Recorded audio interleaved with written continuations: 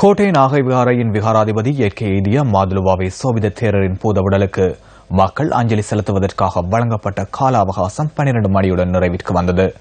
அன்னாரின் தேகத்தை தாங்கிய வாகன ஊர்வலம் தற்போது ஆரம்பிக்கப்பட்டுள்ளது.